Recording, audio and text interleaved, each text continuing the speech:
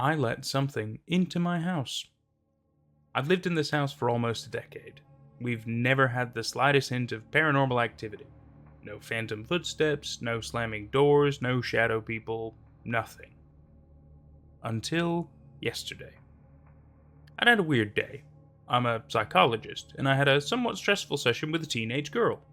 Obviously, can't get into specifics because of privacy and all that, but it was stressful. I didn't think anything of it at the time, but on my way home, I kept glancing in my rearview mirror. It was just instinct. There was no one tailgating me, flashing their high beams or anything.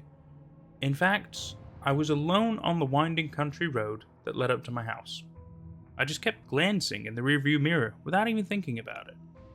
When I got home, the house was chaos as usual.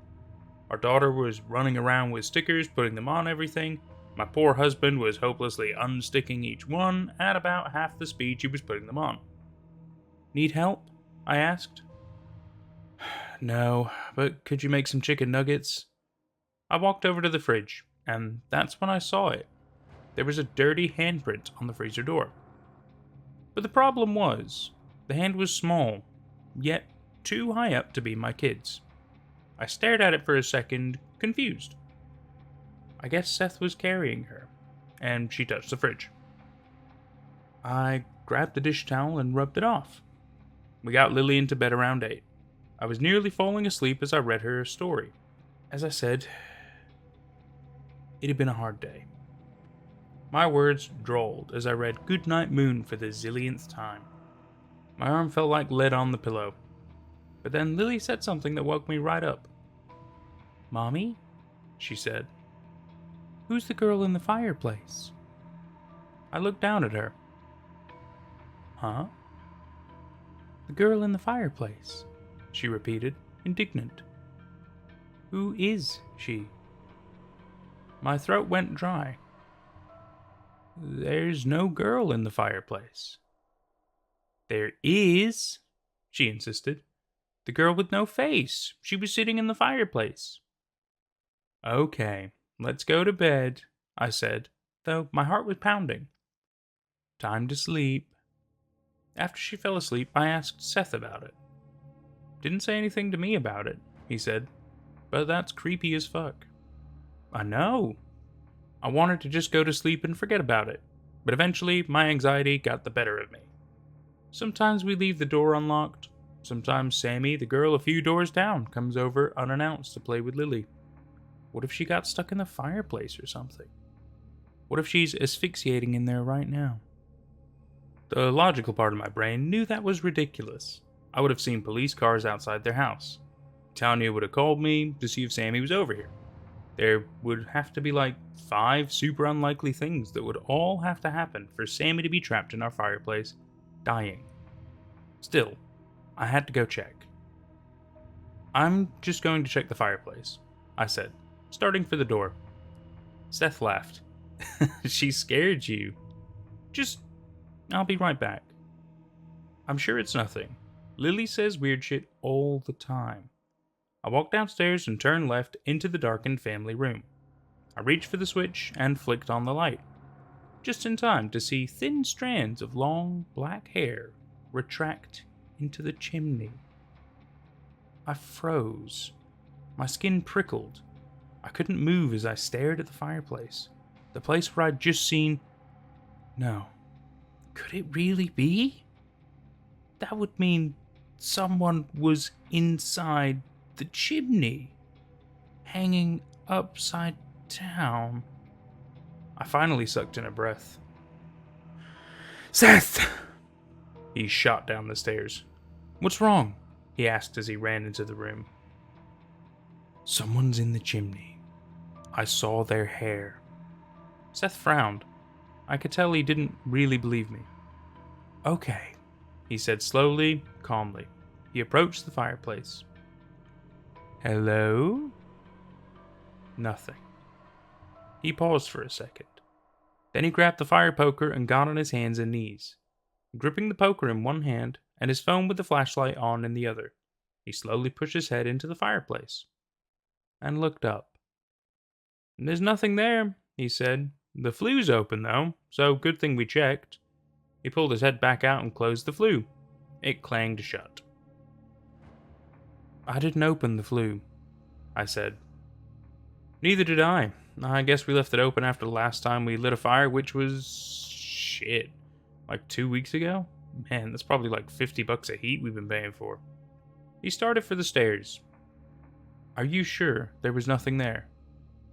"Absolutely positive," he replied. I swallowed. Had I imagined it? As a psychologist, I knew the brain is a funny thing. A bit of hair or dust in our peripheral vision can seem like a face or a shadow person to our brain. Our brains are programmed to recognize faces, humans, danger, like seeing faces in patterns, pareidolia. I got on my hands and knees and looked up into the chimney, just to make sure the flue was closed. Then I headed back upstairs. Something woke me up in the middle of the night. I rolled over and looked at the clock. 3:07 a.m. I closed my eyes and tried to fall back asleep. But then I heard it. A muffled, metallic clang, coming from inside the house. I shook Seth awake. As he was getting his bearings, I ran over to Lily's room. Relief flooded me as I saw her fast asleep in bed. Seth stumbled into the hallway.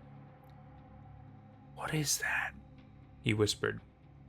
I don't know. Should I call the police?" This sound was louder than the others. And then, coming from our family room. Seth ran down the stairs. I heard his footsteps recede into the family room. And for an agonizing moment, there was silence. Then he shouted, "Call the police, now!" When the police arrived, I realized why he was so panicked. There were sooty footprints on our family room floor. Bare feet, small like those of a child. They wound in a sinusoidal pattern until fading and disappearing when they got halfway across the room. There were no footprints leading back, and the flue was open again. I don't know what to do. The police didn't find evidence of anything. They insisted the footprints must have been caused by Lily. I know they weren't. She was fast asleep, and she told me she didn't make them. And I keep thinking back to that stressful session I had with the teenage girl. During the session, she was upset, and she grabbed my hand. A little weird and boundary crossing, but she was crying and desperate for comfort. When she finally removed her hand, there was this blackish, sooty smudge on my hand. I'd figured it was just some eyeliner or mascara or something, even though she looked like she wasn't wearing any. Now I'm not so sure. This morning I dialed her number to schedule her next appointment, and all I got was a robotic voice telling me the number had been disconnected.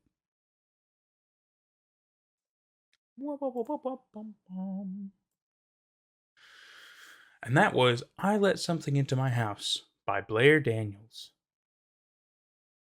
It's another fantastic little story from blairdaniels.